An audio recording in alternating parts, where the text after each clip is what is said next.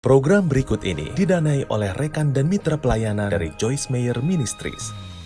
Kau lebih baik kenal dirimu, jika tidak iblis melompat ke arahmu. Dia ambil semua yang kau punya, membuatmu compang-camping, meninggalkanmu, bawa lari ke arah yang salah. Tapi jika kau kenal siapa kau dalam Kristus, waktu kau tahu kau dikasihi, kau tahu kau berharga, kau tahu kau buat kesalahan, tapi kau tahu bahwa Tuhan lebih besar dari kesalahanmu.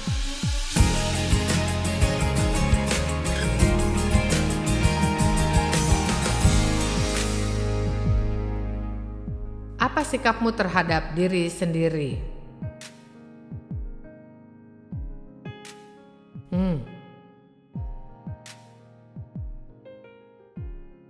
Kau suka dirimu. Ada beberapa orang di sana, tapi kau tahu, aku menghabiskan bertahun-tahun tak suka diriku. Bahkan mungkin jadinya membenci diri sendiri. Itu penolakan diri sendiri. Karena banyak hal yang terjadi pada saat aku tumbuh, entah bagaimana itu kesalahanku sendiri. Jadi pertama aku mengatakan, jika seseorang menganiayamu, merendahkanmu, menyalahgunakan, mencelamu, menghakimimu, dan melakukan sesuatu yang melukaimu, ketidakpeduliannya bukan salahmu.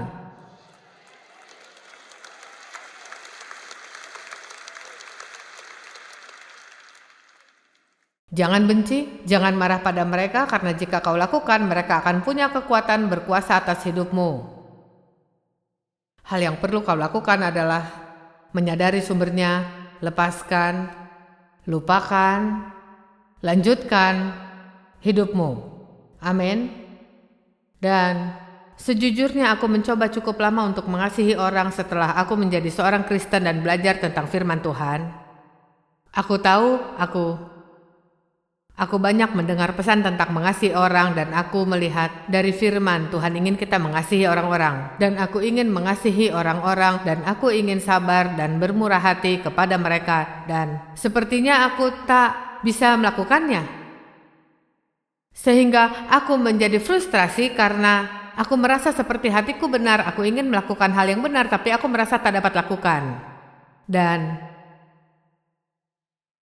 bertahun-tahun yang lalu Tuhan mulai menyatakan, mengapa aku tak bisa mengasihi orang lain, karena aku tak bisa mengasihi diri sendiri. Aku tak bisa bermurah hati pada orang lain karena aku tak mengerti bagaimana menerima kemurahan Tuhan. Aku keras hati. Dan jika kau keras pada dirimu, kau keras juga terhadap orang lain. Ayolah. Dan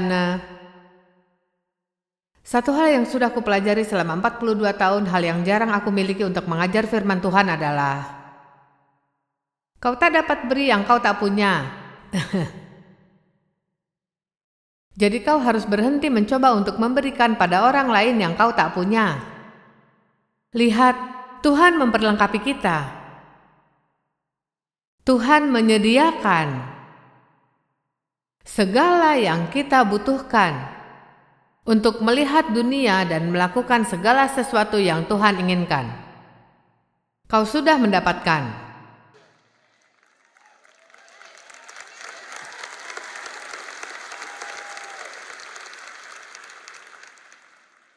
Jika kau tak mengerti, tak peduli apa yang kau punya, jika kau tak tahu, tak ada gunanya. Dan jika tak ada gunanya, kau tidak dapat melakukan kebaikan bagi orang lain.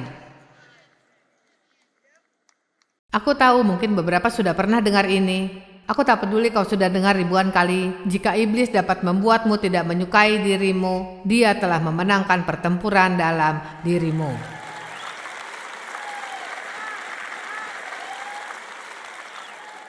Apa sikapmu terhadap dirimu? Apa hubungannya dalam dirimu?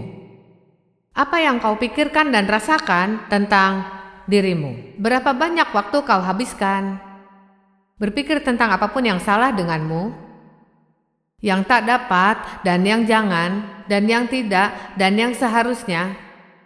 Bandingkan dengan apa kau bahkan pernah sengaja duduk dan berpikir tentang karuniamu dan kekuatanmu.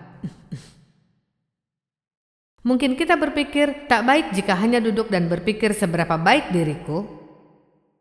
Aku tak bicara seberapa baik kau dalam dirimu, aku bicara apa yang Tuhan kerjakan untukmu, yang Tuhan investasikan dalammu, dan yang Tuhan beri untukmu.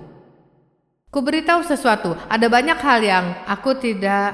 Kemudian aku berhenti untuk memikirkan hal itu sejak lama, dan sebenarnya aku dengan sengaja memikirkan hal apa yang aku kuasai. Aku seorang komunikator. Aku sangat setia. Aku berkomitmen, sangat berdedikasi, dan aku pekerja keras. Aku tahu, aku juga tak sabar. Aku mengharapkan sedikit lebih dari orang-orang yang tahu bagaimana memberi. Aku dapat terus dan terus, tapi kau tahu aku tak mau. Karena aku tak ingin beri waktu lagi pada iblis untuk berpikir atau berbicara tentang apa yang salah denganku. Kau tahu, karena Tuhan tahu apa yang salah denganku waktu Ia memilihku. Hal yang sama terjadi padamu. Ingat pada malam Kamis, aku bicara tentang pikirkan yang Tuhan lakukan dalam dirimu lebih dari memikirkan yang terjadi di sekitarmu. Jangan biarkan terjebak dalam keadaan kita dan yang tak kita punya, yang tak berjalan baik, yang tak orang-orang kerjakan. Mari kita melekat pada sesuatu, tak peduli seberapa kecil. Itu hal baik dalam hidup kita, sesuatu yang Tuhan lakukan. Mari rayakan hal itu. Dan semakin kau rayakan hal baik, semakin kecil hal buruk akan terjadi. Ayolah. Ku beritahu, semakin fokus terhadap apa yang salah, semakin besar hal salah kau dapat. Ku ulangi, semakin kau fokus terhadap apa yang salah denganmu, semakin besar hal yang salah kau dapat. Semakin sedikit kesempatan kau singkirkan hal itu.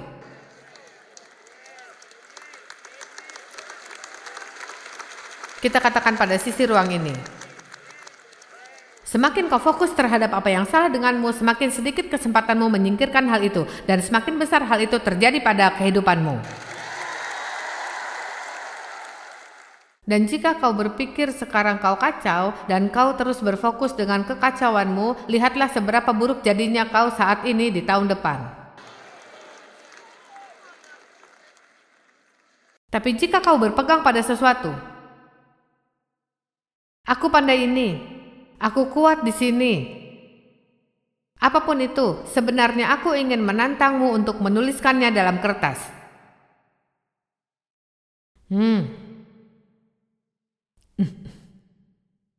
Ya, itu pemikiran baru ya. Buat daftar kekuatanku. Buat daftar kekuatanku. Iblis tak ingin kau memikirkan tentang itu, tapi juga tak ingin kau menuliskannya. Hal ini seperti faktor lain yang mendapat wahyu. Sebenarnya jika kau punya kesempatan, kau mungkin dapat punya teman yang tepat dan kau dapat katakan, ku beritahu yang kukuasai.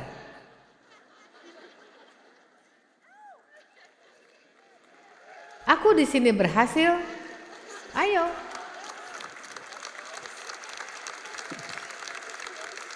Ada seseorang yang memahamimu dan tahu yang kau lakukan, tapi baik jika diumumkan, baik jika diberitahu. Aku beritahu sesuatu, tolong dengarkan. Banyak hal yang lebih baik padamu dibanding hal salah padamu.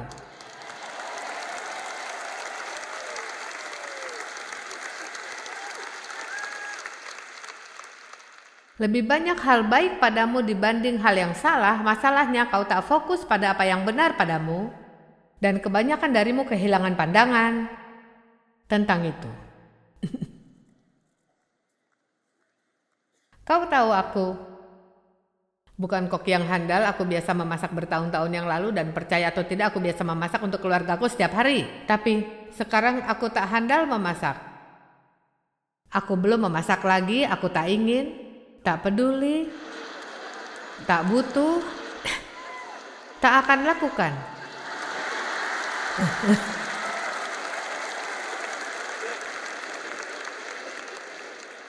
Aku pernah coba beberapa tahun lalu, bertahun-tahun lalu, coba buat pakaian untuk keluargaku, membuatkan suamiku celana pendek, dan aku coba untuk menjadi wanita yang biasa. Betapa membosankan menjadi wanita yang biasa. Aku tak ingin jadi biasa. Aku ingin berada di stratosfer lain, di suatu tempat, jadi berbeda dengan orang lain. Aku tak mengatakan, kau tahu kau tak berharga jika kau membuat pakaian untuk keluarga. Aku pikir hal itu hebat, aku menghargaimu. Terkadang aku berharap dapat lakukan itu, tapi aku tak mengharapkan lagi. Pertama, aku tak akan habiskan waktu untuk ingin yang tak bisa aku punya. Kau harus tetap pada urapanmu, kau harus tetap pada karuniamu, dan kau mulai beri dirimu pada hal yang kau mampu daripada menghabiskan waktumu mencoba menjadi kuat di bidang yang kau tak pernah bisa.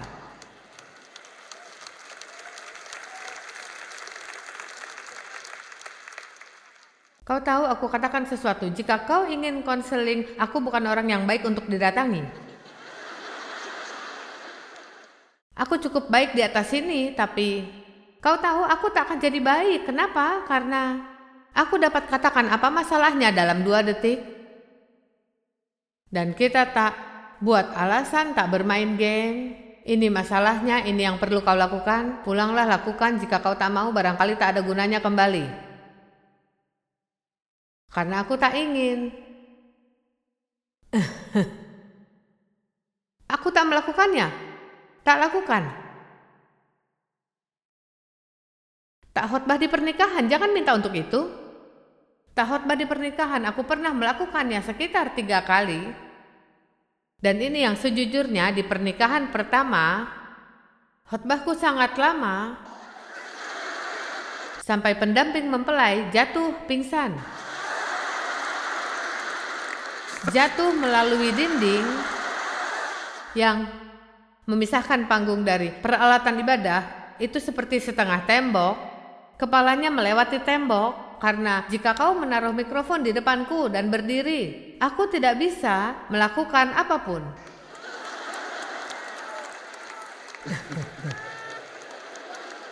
Dia pingsan. Aku tak tahu mengapa orang-orang menikah cepat. Aku pikir itu kesempatan untuk mengatakan bagaimana menjalani hidup, bergaul satu sama lain.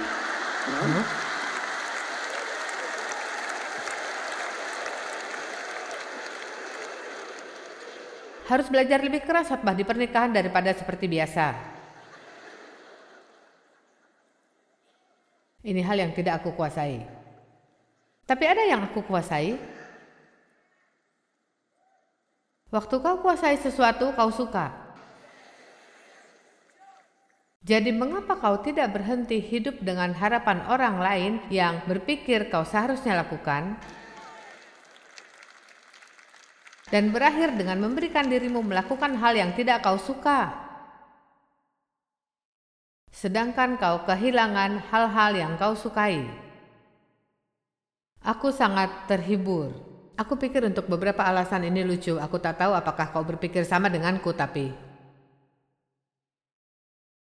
aku dapat perawatan cryogenik. Kau tahu apa itu? Itu seperti ya ini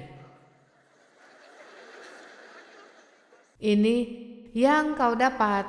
Suhu turun sampai minus 132 derajat Fahrenheit. Kau di dalam selama 3 menit. Ini membuatmu meradang dan meningkatkan metabolisme tubuh, membakar kalori dan memberikan energi. Itu seperti hal ini membantuku dalam menyembuhkan keadaanku yang lalu. Ya, ngomong-ngomong, aku menipu Chrisken untuk pergi. Aku memintanya pergi denganku dan pertama dia berkata tak mungkin aku lakukan, lalu kataku dengar. Aku 74 tahun dan kau 51. Dan jika aku bisa lakukan, kau tidak, kau tak akan pernah dengar akhirnya. Ya, dia menyukai tantangan jadi dia lakukan, tapi aku harap dapat memunculkan di layar, tapi tidak saat itu sangat lucu. Dia melompat-lompat waktu berada di dalam tabung. Hanya selama 3 menit tapi suhu sangat dingin. Jadi, aku ingin mengatakan ini, waktu seorang perempuan melakukan perawatan, ada mesin yang harus mereka jalankan, mereka harus mengawasi. Mereka membuat percakapan denganmu untuk menjaga pikiranmu dari apa yang kau lakukan, itu baik. Lalu, dia berkata padaku, "Oh, minggu ini kau mengajar, bukan?"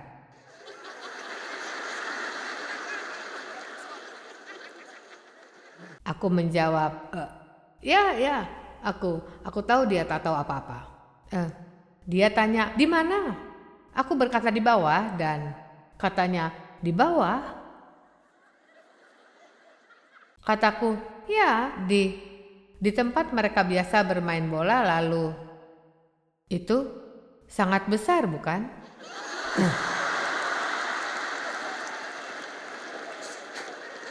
Kataku, ya, ada hampir 25.000 wanita yang datang. Dia berkata, benarkah?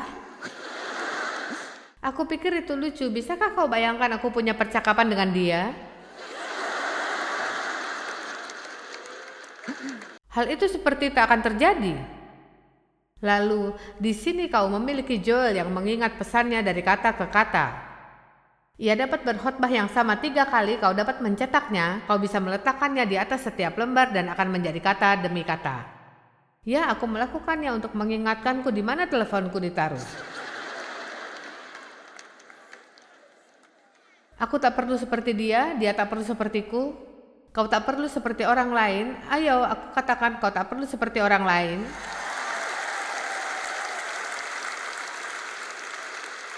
Kau dapat jadi dirimu. Dan berharap nanti aku dapat membantumu memiliki sikap yang lebih baik terhadap dirimu sendiri. Dan kau dapat keluar dari sini dengan kepercayaan diri. Karena aku katakan wanita yang percaya diri, berbahaya, tak dapat dihentikan. Maksudnya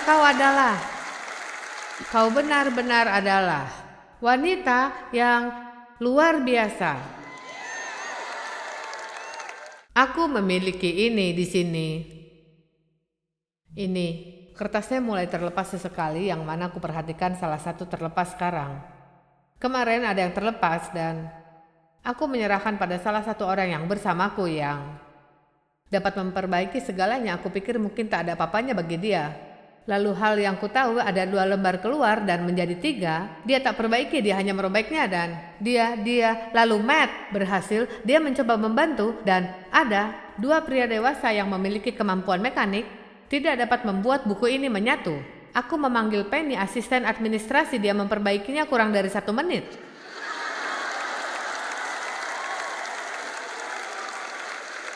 Tadi malam waktu 3 pria dewasa tak dapat menyalakan lampu,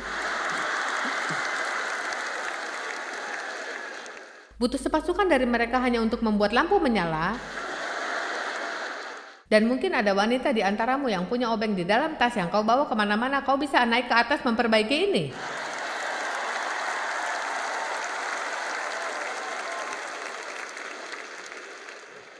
Jadi berhenti membiarkan orang lain menjatuhkanmu.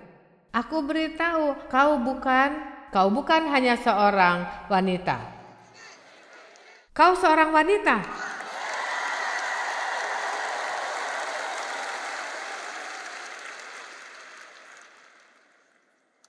Dua hubungan yang paling penting adalah pertama, hubunganmu dengan Tuhan.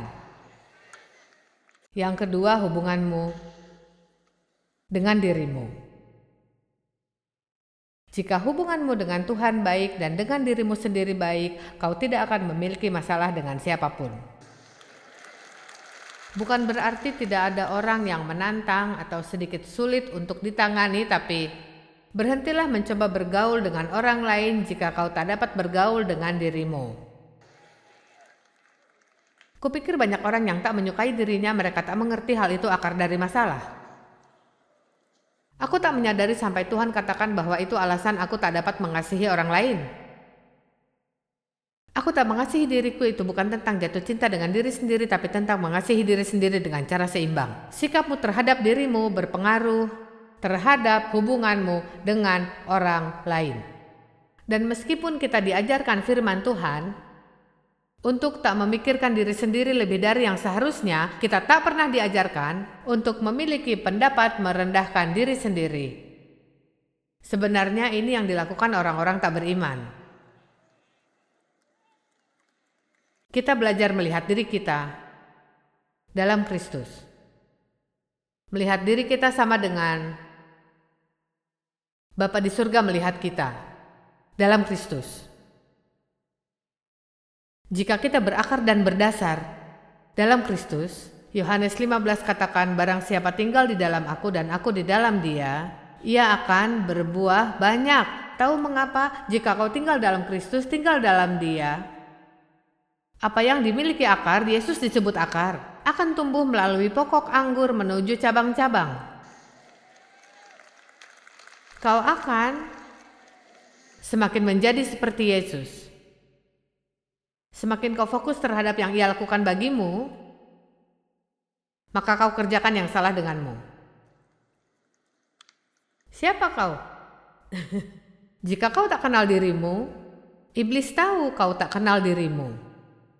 Dan jika kau tak kenal dirimu, maka dia akan menabrakmu, karena meskipun kau dapat membaca firman tentang kuasamu atas dia dan kau bernyanyi lagu sisi, hei iblis, sampai tak memiliki suara lagi, iblis hanya akan tertawa.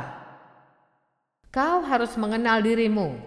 Kau harus tahu, aku anak Allah. Ia mengasihiku, ia kirim putranya untuk mati bagiku. Aku unik, spesial, aku luar biasa. Dan aku dapat lakukan yang orang lain tak dapat. Dan aku tidak akan membiarkan orang-orang merendahkan dan menjatuhkan aku lagi.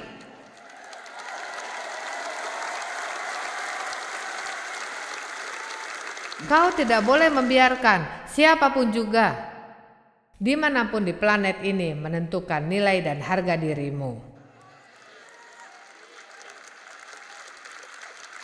Berapa banyak kali kita lakukan hal itu karena orang lain menganiaya atau menolak kita, atau orang lain tak suka, kita menganggap mereka benar dan ada yang salah dengan kita. Tak semua orang menyukaimu, maaf aku katakan ini, tapi tidak peduli seberapa banyak kita, tak semua orang menyukaimu. Sebenarnya seorang ahli, siapapun mereka, aku tak tahu siapa mereka, jika seseorang berkata, kata ahli, kita pikir kita mendengar, mungkin kau lebih mengerti dibanding mereka. Tapi ahli mengatakan 10% tidak akan menyukaimu, tak peduli yang kau lakukan. Jadi kau harus lanjut dan menjadi dirimu dan menikmatinya. Mari lihat Kisah Para Rasul 19 ayat 11. Oleh Paulus, Allah mengadakan mujizat-mujizat yang luar biasa. Bahkan orang membawa sapu tangan atau kain yang pernah dipakai oleh Paulus dan meletakkannya atas orang-orang sakit, maka lenyaplah penyakit mereka dan keluarlah roh-roh jahat. Wow. Tidakkah beberapa dari orang Yahudi pengusir setan? Dahulu ada banyak orang yang pandai mengusir setan. Mereka dibayar untuk mengusir setan dari orang-orang. Mereka juga memanggil nama Yesus kepada mereka yang memiliki roh jahat. Katanya, aku memohon dengan sungguh-sungguh atas nama Yesus yang Paulus khotbahkan. Kalau terlewati kau tak mengerti, ini intinya, mereka tak kenal Yesus. Dan iblis tahu mereka tak kenal Yesus. Mereka berkata, aku memerintahkanmu untuk keluar dalam nama Yesus yang Paulus khotbahkan. Nah, kita lihat ayat selanjutnya. Mereka yang melakukan hal itu ialah 7 orang anak dari seorang imam kepala Yahudi yang bernama Skewa. Tapi roh jahat itu menjawab, aku kenal Yesus, aku kenal Paulus, tapi siapa kamu?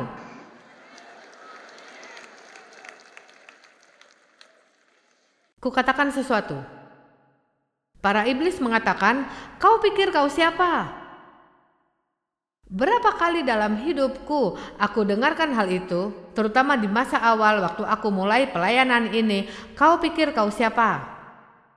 Kau bukan siapa-siapa, entah dari mana, kau tak memiliki pendidikan cukup, kau tidak punya gelar, kau bukan seorang teologia, "Kau siapa dan siapa yang akan mendengarkanmu?"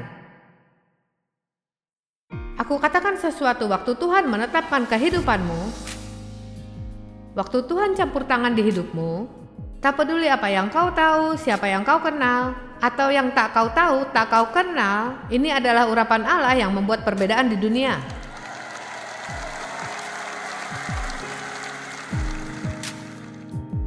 Aku katakan lagi, jika iblis dapat membuatmu tak mengasihi dirimu, dia telah memenangkan pertempuran dalam dirimu.